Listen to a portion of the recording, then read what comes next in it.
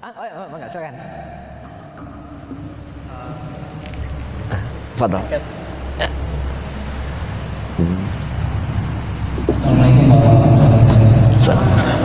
Ada beberapa ayat yang kita ketahui bersama bahwa Rasulullah dulu berjalan dengan waktu dan peristiwa, kemudian muncul sebuah sikap atas peristiwa itu, dan semua itu menjadi sebuah rujukan bagi kita semua. Nah, ketika kita berjalan pada saat ini, ya, tentunya berjalan dalam waktu dan juga peristiwa, dan kita dituntut untuk bersikap atas peristiwa itu, atas kondisi itu, gitu ya. Dan kita menginginkan bahwa kita memiliki sikap yang memang dihendakkan oleh Allah dan merujuk pada sikapnya Rasulullah. Rujukan kita saat ini yaitu Rasulullah. Tetapi seringkali muncul sebuah perbedaan persepsi, perbedaan sikap, karena mungkin antara dua orang si A dan si B masing-masing memiliki ilmuwan yang sama, gitu. Tetapi mereka memiliki sebuah sikap yang berbeda, karena mungkin perbedaan rujukan tadi. Ketika seseorang merujuk pada peristiwa tertentu, peristiwa X, kemudian si B merujuk pada peristiwa Y, sama-sama peristiwa yang dialami oleh Rasulullah, sehingga muncul sebuah perbedaan persepsi, perbedaan sikap, dan keduanya meyakini sikap mereka adalah pendapat mereka, persepsi mereka, keduanya adalah benar, sehingga terjadi sebuah konflik. Ya. Seringkali terjadi seperti itu. Nah, bagaimana seharusnya kita merujuk sehingga apple to apple, ya, antara kondisi saat ini dengan kondisi yang dialami Rasulullah dulu, sehingga sikap yang diambil sikap yang benar. Mungkin itu ya. Bismillah. Begini, peristiwanya sama. Saya, teman-teman sekalian, 7 tahun lebih barangkali bergelut dalam dunia jurnalistik. Ya. Dalam dunia jurnalistik itu ada disebut dengan angle. Teman-teman yang pernah belajar fotografi juga menemukan istilah ini, angle tulisan, angle foto. Ya. Ini objek yang ingin kita foto, kita bisa mengambil bidikannya. Apa yang kita pengen tonjolkan, tutupnya, apa botolnya. Nah, ini disebut dengan angle. Botolnya sama, tapi kalau 3 orang yang moto, hasil bisa jadi beda. Padahal objeknya sama nih. Ini bendanya gitu kan. Tapi ketika difoto oleh orang yang berbeda, maka dia akan menghasilkan karya yang berbeda. Ini botol kalau difoto dari atas, kira-kira bentuknya gimana? Beda tuh. Nah, jadi, dalam menyikapi sebuah peristiwa juga iya. Peristiwa juga iya. Ustadz ulama yang datang ke kantor polisi, itu sikapnya beda. Pemberitaannya lain, menyerahkan diri, ditangkap, terpaksa, lain-lain. Nah, jadi ini peristiwa gitu ya. Nah, di sinilah kepentingan itu muncul. Kepentingan masing-masing itu muncul ya. Saya ingat dulu ketika patung Saddam Hussein di Baghdad itu dihancurkan, itu di media digembar-gemborkan bahwa masyarakat Baghdad menghancurkan patung Saddam Hussein. Image ingin dibangun bahwa mereka tidak suka dengan Saddam Hussein. Nah, kita sebagai orang media waktu itu mencari informasi yang detail tentang hal itu. Dan akhirnya kita ketemu foto, waktu itu belum banyak video foto, dari jarak jauh. Itu ternyata yang menghancurkannya itu yang merobohkan patung itu nggak nyampe 50 orang. Jadi ada kamera yang bisa foto dari jarak jauh dan kelihatan. Tapi kalau difoto dari jarak dekat, 50 orang tadi kayaknya banyak banget. Itu disebut dengan angle. Nah, dalam menyikapi sebuah peristiwa juga demikian, termasuk sejarah Rasulullah, termasuk kisah-kisah Rasulullah. Jangankan kita yang hari ini sudah 1400 tahun berlalu dari kisah itu, tentu perspektif kita akan beda-beda. Jangankan kita, bahkan para sahabat Nabi sendiri yang mengalami peristiwa yang sama pun terjadi perbedaan pendapat di antara mereka ketika menyikapi sebuah peristiwa. Bahkan bukan hanya sebuah peristiwa, sebuah kalimat dari Rasulullah. Saya ambil contoh. Usai perang Khandaq, ketika baginda Rasulullah ingin istirahat di rumah Ummu Salamah radhiyallahu anha, ya, malaikat Jibril turun dan memberitahu Rasulullah, "Ya Muhammad SAW," kata Jibril, "belum saatnya istirahat." Bahkan para malaikat pun, ya, belum menyarungkan senjatanya. Kira-kira demikianlah makna hadis ini, ya. Maka Nabi segera bangun dan membentuk pasukan dipimpin oleh Ali bin Abi Thalib. Kata Rasulullah, ya, kalian berangkat, sasarannya adalah Bani Quraidah yang berkhianat pada perang Khandaq, ya. Jadi Quraidah ini adalah Yahudi terakhir yang stay di Madinah, sementara Yahudi dua yang lainnya kan, Bani Qainuqa dan Bani Nadir kan sudah selesai. Bani Nadir sudah kabur ke Khaybar, nanti ada lanjutannya perang Khaybar. Jadi Bani Quraidah inilah yang berkhianat pada perang Khandaq, dan ini tidak bisa dibiarkan. Kata Rasulullah SAW kepada Ali bin Abi Thalib dan pasukannya, kalian berangkat ke Quraidah di bagian selatan kota Madinah Al-Munawwarah, setengah hari perjalanan dari kota Makkah, kota Madinah. Fala yusalliya hakum asra illa bi Bani Quraidah. Kalian berangkat, tapi kata Rasul waktu itu ba'da zuhur. Fala yusalliyanna lahadukum, janganlah seseorang di antara kalian salat asar al-asra illa bi Bani Quraidah. Ini teks kalimat Rasul didengar oleh seluruh pasukan pada waktu itu. Kalian berangkat, tapi ingat jangan sholat asar kecuali di Bani Quraidah. Maka berangkatlah pasukan ini. Begitu berangkat di tengah jalanan, tibalah waktu asar. Kata yang satunya, yang lain, kita istirahat dulu sholat asar. Kata Nabi tadi, ingat jangan sholat asar kecuali di sono, di lokasi. Tapi dipastikan kalau mereka nggak sholat dan nyampe di lokasi nanti, itu pasti lewat sholat asar. Kira-kira teman-teman milih yang mana? Istirahat sholat asar, sebab dipastikan kalau nyampe di lokasi nanti nggak akan keburu sholat asar. Atau seperti Nabi, kata Nabi, kita sholat di sono. Milih yang mana? Sholat di lokasi atau sholat di tengah perjalanan?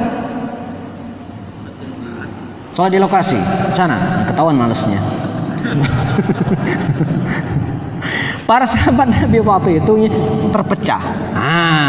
Kalimat Rasul sama, tapi mengenai hadis ini itu berbeda. Yang satu mengatakan sesuai teks Rasul, kita sholat di lokasi. Ini bukan malas, tidak malas. Kata Nabi begitu kok. Bukan malas, bukan. Kita dalam perjalanan ini terus, saya ingat kalau mengantar nenek saya dulu ke Tangerang, begitu tiba di Bakauheni, kacut saya panggil. Kita istirahat dulu, kita sholat maghrib. Maaf, kita nanti aja di jamak takhir sholat isya di rumah bibi di Tangerang. Apa kata nenek saya? Enggak, kita sholat di Bakauheni ini, cari musola katanya. Nanti aja repot. Bayangkan nyeret nenek-nenek 60 tahun nyari musola di Bakauheni kan, belum lagi copetnya, ya kan? Tapi nenek saya ngotot. Saya bilang enggak, kita bisa jamak takhir nanti, lebih santai, kita mandi dulu, tenang. Apa kata nenek saya? Kau ini malas sekali katanya. Saya dibilang malas, padahal itu ada tuntunannya, ya, ada dibolehkan. Nah, para sahabat Nabi yang mengatakan bahwa sholat di lokasi itu bukan malas, karena memang ada tuntunannya.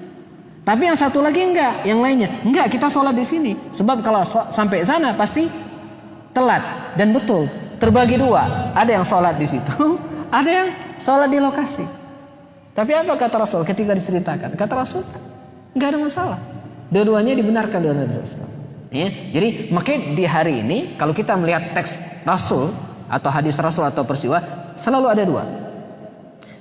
Pertama adalah mazhab yang disebut dengan zahiri. Apa kata teks? Ya, ma asfala minal ka'baini finnar. Celana yang lebih dari kedua mata kaki itu di neraka. Jelas, hadisnya sahih. Nah, pendapat ini mengatakan haram hukumnya melebihi pakaian di bawah mata kaki. Haram. Hadisnya sahih. Tapi yang satunya lagi enggak, seperti Imam Abu Hanifah ketika ditanya oleh muridnya ketika dia keluar dari rumahnya menuju ke majlis taklim, "Ya Syekh, pakaian Anda melebihi mata kaki, ini enggak boleh." Kata Imam Abu Hanifah, enggak. Ucapan Nabi itu ditujukan kepada orang-orang yang sombong. Kita bukan orang yang sombong, jadi boleh. Kan beda.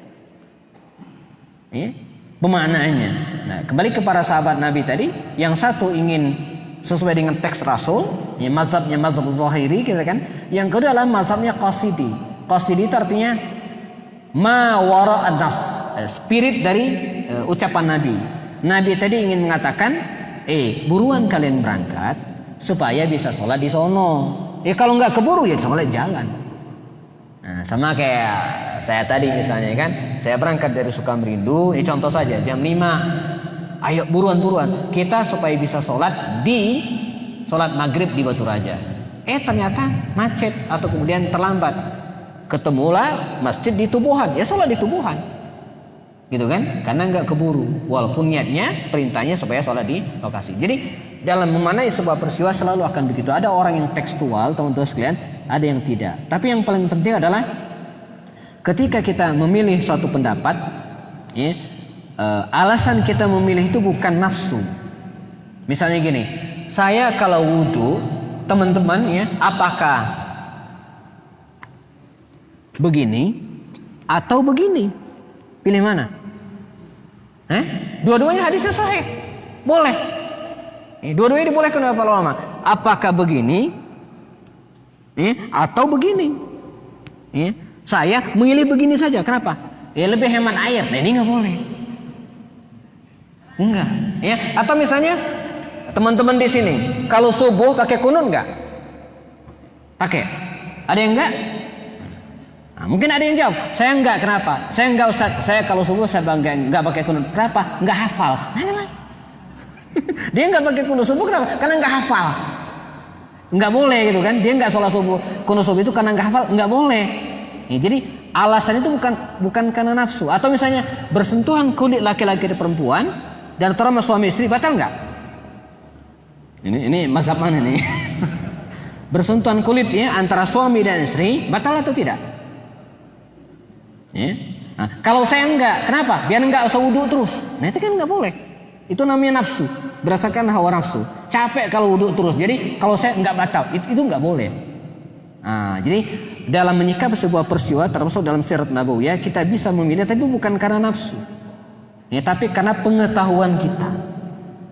Contoh lagi, bahwa para sahabat berbeda pendapat. Misalnya suatu saat teman-teman sekalian, dan ini ada dalam kitab fikih sunnah. Ada dua orang sahabat Rasulullah sedang melakukan perjalanan.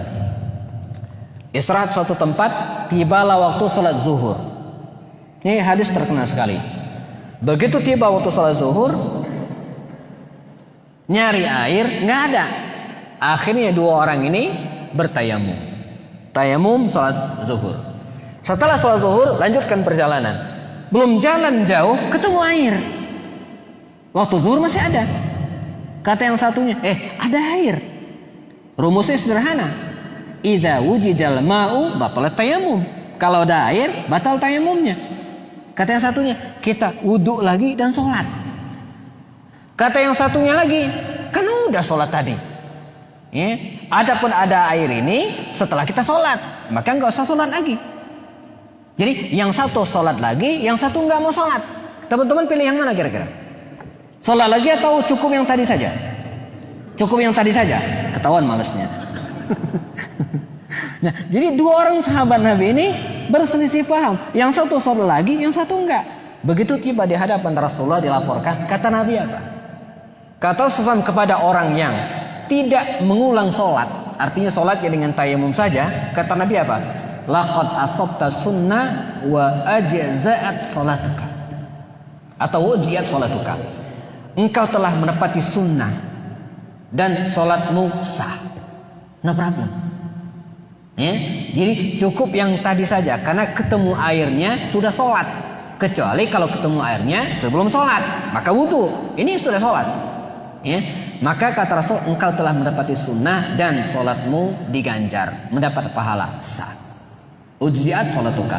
Nah, kepada orang yang mengulang sholatnya, kata Nabi apa? Walakal ajron, ente dapat 2 pahala. Nggak ada masalah. Jadi nggak ada yang salah dengan Rasulullah. Nah, makanya di hari ini teman-teman sekalian, mungkin kita mengalami hal yang sama. Baik dalam kajian-kajian fikih atau mungkin dalam kajian-kajian sirah, sebuah peristiwa, tapi kita maknai sesuai dengan kemampuan kita. Maka dalam kitabnya Fiqh al-Awlawiyat, Syekh Yusuf Qardawi itu memberikan penjelasan. Maaf, dalam kitab Fiqh Ikhtilaf, Fiqh al-Ikhtilaf, Fikih perbedaan pendapat, Syekh Yusuf Al-Qaradawi itu menjelaskan bahwa sangat memungkinkan ya, ada perbedaan dalam memahami teks. Dan itu karena perbedaan pendidikan, ya kan? Perbedaan apalagi ya, daerah, ya. Perbedaan apa namanya? Intelligence manusia ya untuk memaknai teks ya, atau background pendidikan tadi itu ya. Jadi dan ini masalah kita hari ini ya. Kita suka mengeneralkan sebuah pendapat, padahal pendapat itu bisa jadi hanya cocok untuk wilayah itu saja. Ya. Hanya dibolehkan untuk kas itu saja. Itu kan? Karenanya Imam Qudama ya, dalam kitabnya itu mengatakan bahwa fatwa itu bisa berubah ya, sesuai dengan waktu dan tempat. Tetapi hukum itu tidak akan berubah apapun kondisinya. Tapi kalau fatwa itu bisa berubah antara satu dengan yang lainnya. Umar bin Khattab pernah memotong tangan pencuri. Pada saat yang lain, beliau juga pernah memaafkannya karena kondisinya berubah. Ya Umar, ketika suatu saat ditangkap seorang pencuri, diadili, clear, jelas orang ini mencuri. Ditanya oleh Umar atau dikatakan oleh Umar, saya putuskan memotong tangan kamu sesuai dengan kitabullah. Kata laki-laki ini apa? Ya Umar, saya ini sudah ditakdirkan Allah menjadi pencuri. Ya kan? Sudah takdir dari sana. Engkau ingin melawan takdir Allah, kata laki-laki ini. Kata Umar apa? Ya, mari kita sama-sama menjalankan takdir Allah. Anda menjalankan takdir Allah sebagai pencuri, saya menjalankan takdir Allah memotong tangan kamu. Dipotong. Karena profesi memang begitu. Tapi di lain kali, ketika Hatib bin Abi Balta'ah melaporkan seorang karyawannya mencuri beberapa ekor unta, diadili oleh Umar. Clear, mencuri unta sekian ekor cukup alasan untuk memotong tangannya. Sebelum dieksekusi oleh Umar, ditanya, kenapa Anda mencuri? Kata laki-laki ini, ya Umar, saya mencuri karena kebutuhan ekonomi. Keluarga saya sudah lama tidak makan, susah diberikan. Dan diteliti oleh Umar, betul, clear. Laki-laki ini memang perlu dan baru pertama kali itu mencuri, sebelumnya enggak. Dibebaskan oleh Umar bin Khattab. Sama-sama mencuri, tapi kasusnya berbeda. Nah, jadi ini sebenarnya fatwa yang memungkinkan kita berbeda ya, karena Imam Asy-Syafi'i itu kan dia punya pendapat, ada qaulul qadim dan ada qaulul jadid. Itu satu orang Imam Syafi'i, ketika kondisi berubah maka dia pendapatnya juga berubah ya. Wallahu alam. Cukup mungkin? Baik, jam di studio lewat jam 10 ya. Jazakumullah jaza atas perhatian, mohon maaf kalau kekurangan. Mohon maaf sekali lagi atas kekurangan, dan kita ketemu lagi dalam waktu dan gelombang yang berbeda insyaallah. Terima kasih atas perhatian, dan saya akhiri billahi taufik. Assalamualaikum warahmatullahi wabarakatuh.